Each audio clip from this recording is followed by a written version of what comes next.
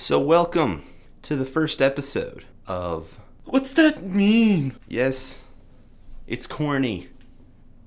You can deal with it. I felt like it would be cool to make some videos where I explain some of the ideas behind my lyrics of my music. And so that is what I'm going to be doing today. And there'll probably be more videos like this as I continue to create music and put it out for people to listen to. So today we're talking about Gehenna.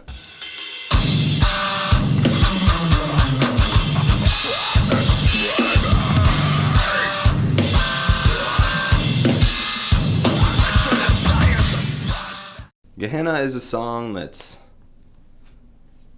heavy as frick, and literally there's not much melody in it at all, in any way, shape, or form. Maybe a little bit, not a lot. It's very deathcore vibe.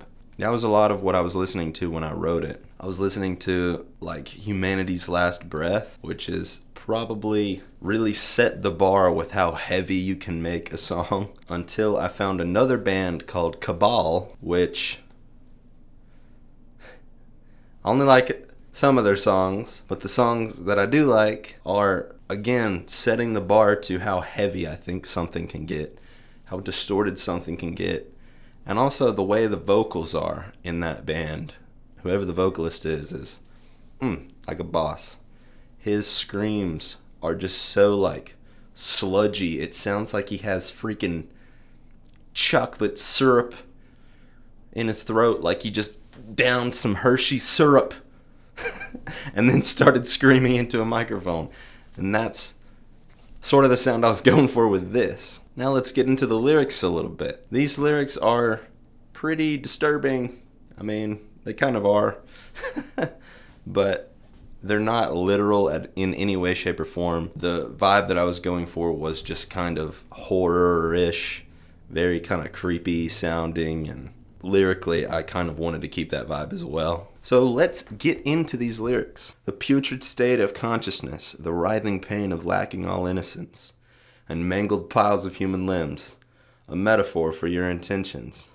Your mind is screaming, bury me, body's leaking with emblematic sickness.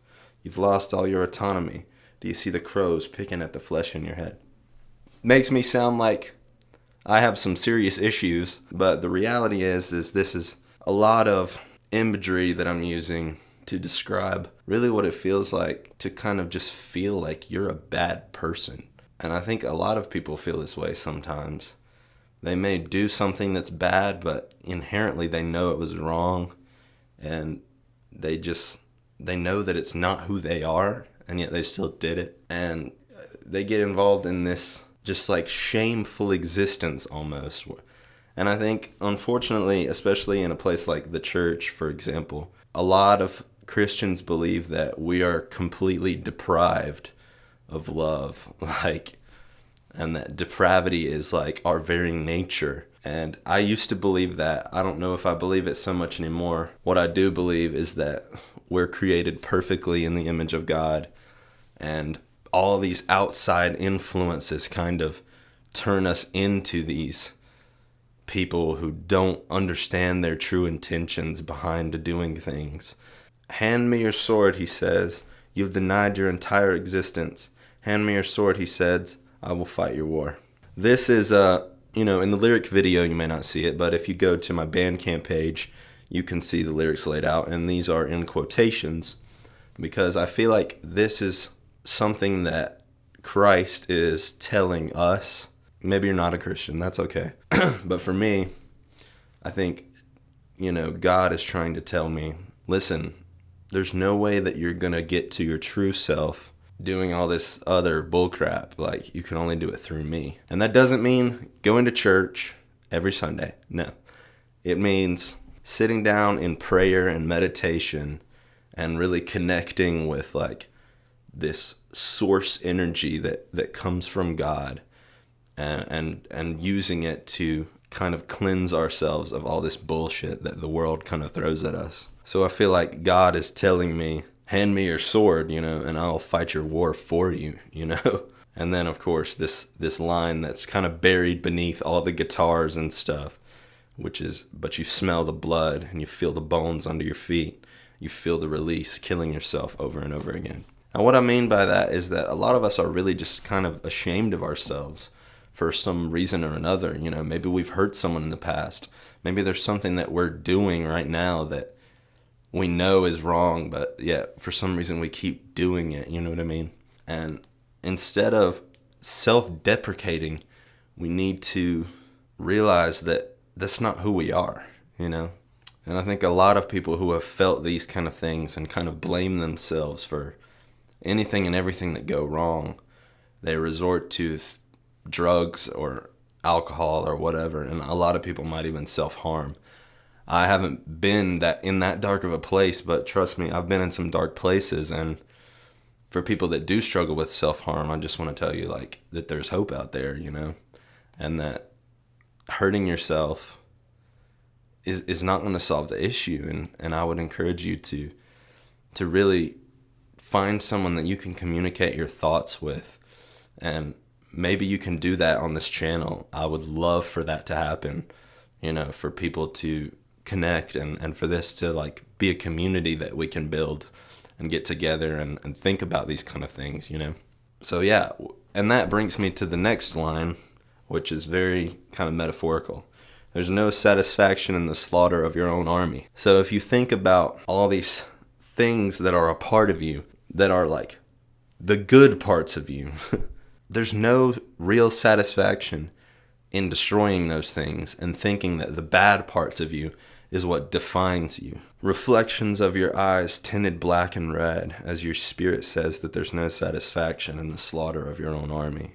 This was a time where, I looked in the mirror and I was like, it was such a dark time.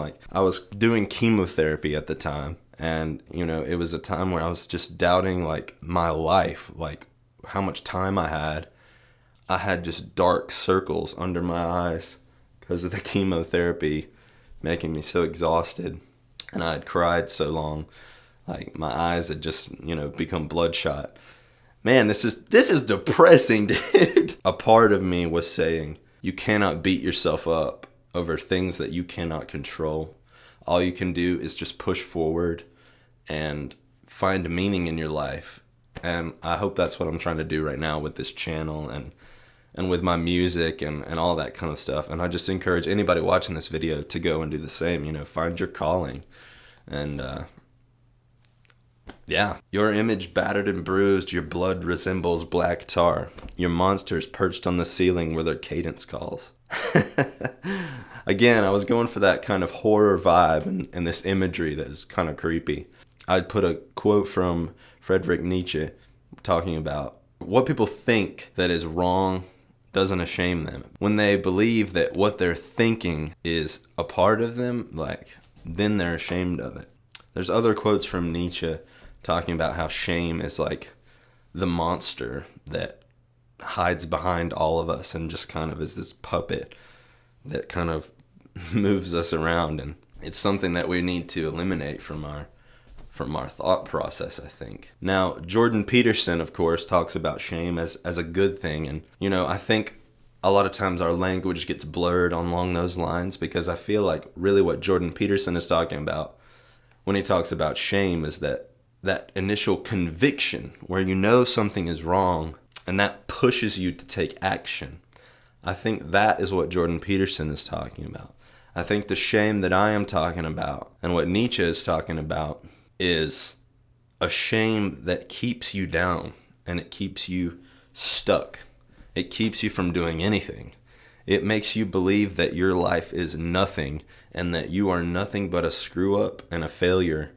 And that's not true. The whole monsters perched on the ceiling line, I watched this movie called Hereditary, and I encourage lots of people to watch it because it's pretty disturbing. It's pretty scary, but it's not scary for the reasons you might think.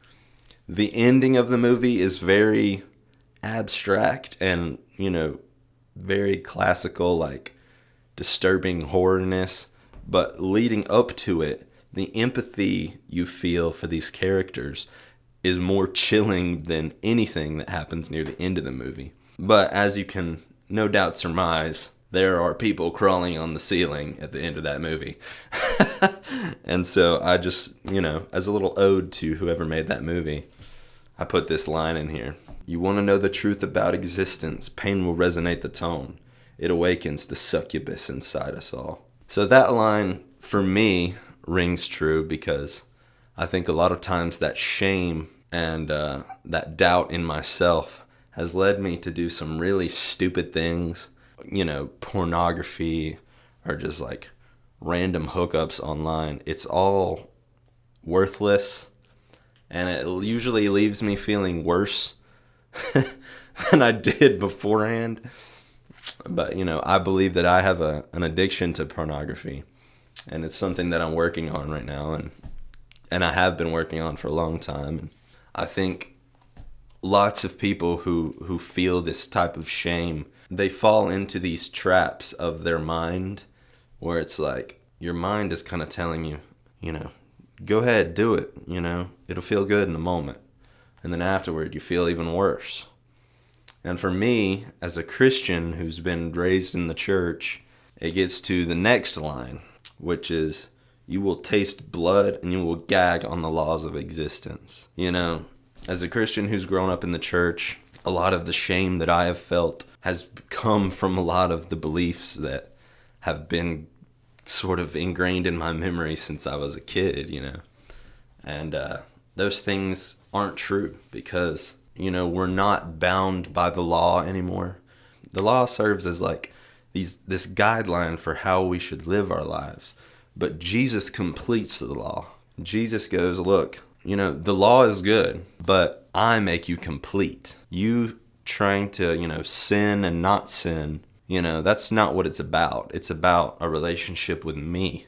And if you come to me, then I will make you whole. I think that's what Jesus is trying to tell us, through everything that he did when he was on the earth and the sacrifices he made and the life that he lived. And so I would just encourage anybody watching this video, like, while this song may seem very disturbing and unhopeful, this is sort of the other side of the coin, This is the side where everything is wrong and there's this confusion going on in my mind.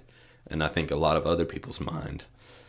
I think the truth is that we don't have to be ashamed anymore of the things that we've done. All that's in the past. It doesn't matter if it was 10 days ago or 10 seconds ago.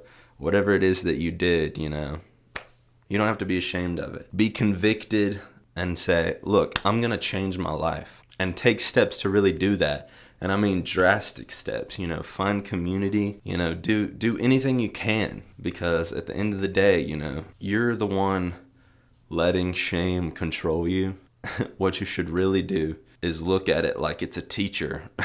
Like, okay, shame, I learned from you. Then wave goodbye to it, and move forward with your life.